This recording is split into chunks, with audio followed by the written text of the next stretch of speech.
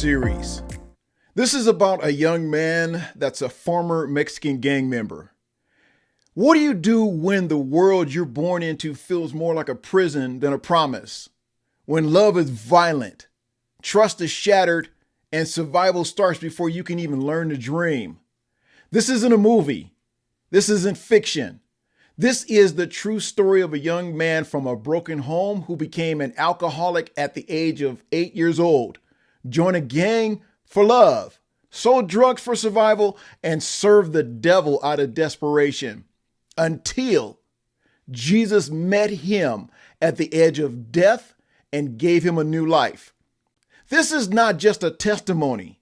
It's a rescue story, a journey from torment to truth, from darkness to deliverance. And if you think you're too far gone for God to reach you, watch each of these upcoming clips because this story will change your mind. This is A Thug Life Part 1, When the Foundation is Broken. Remember growing up, really abusive home. In Mexico, we have these cintos, these belts, the vaquero cintos, you know what I'm talking about? Yeah, metal buckle with metal stubs. Anything I did to trigger anything, I used to get that. Dishes thrown at me, I had a couple dishes broken in my back. I remember that's Christmas Day.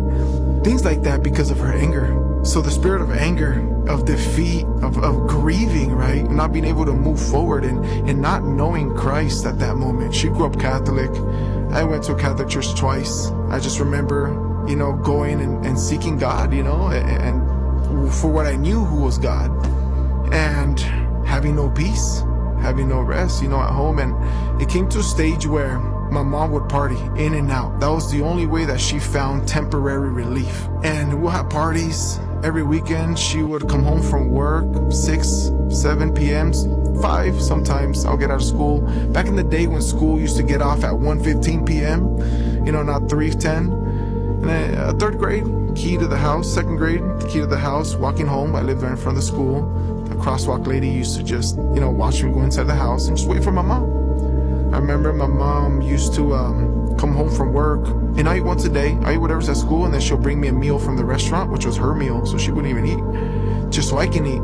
And she would walk to the door and be just stumbling, drunk, throwing up everywhere, at times. And sometimes, I would say 50-50. She would walk through the door and just start yelling. Did you clean the house? Did you mop? Did you sweep? Did you do the dishes? That you dirty? Because you eat all the time. That you do your homework? Let me see your homework. One little thing I did wrong was a beating. Big, severe beating. And at times she would just throw up. She would walk in, running inside the house, trying to go to the bathroom and just throw up all over me. I remember I'd be like, hi, ma, hola, ma, ¿cómo te fue? How you doing? How's your day? And running towards her, and then, down my face, my hair. I remember just thinking, my mom is sick. She's always so sick. I would take her to the bathroom. She would be at the blackout stage already. Her when your eyes are kind of like just fluttering, rolling back. And I'll clean her off the best I could. Take off her shirt, her pants, lay her down, cover her, as a kid, right? 6, 7, 8. Clean up the house, shower, and go back to watching Power Rangers or Batman. In a dark house, by myself. No friends, no family, nothing.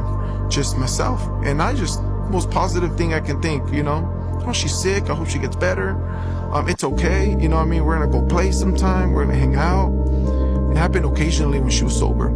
It's usually when we were flatline broke and the restaurant wouldn't give her alcohol or nothing. And I was grateful for those times. And one thing that I noticed that led me to my addiction at 8 years old, that was an alcoholic at 8. Before he ever touched a street corner, before he ever saw a gang sign, his life was already in survival mode. Imagine growing up in a home where the only thing consistent was chaos. This is where his story begins, with an alcoholic mother and a childhood that never had a chance to feel safe. He grew up with an alcoholic mother, broken, confused, and longing for stability. What happens when the person who's supposed to protect you is battling their own demons? For many, like this young man, the foundation of family was shattered early. Pain that begins in the home often follows us into life. But even when the start is rough, God can rewrite the ending. He sees the child. He hears the cries. He sees your cries. And he never forgets the brokenhearted. But this is only the beginning.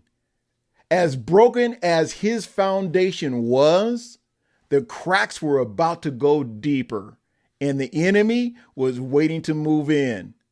Be sure to watch part 2 of A Thug's Life, when innocence is stolen.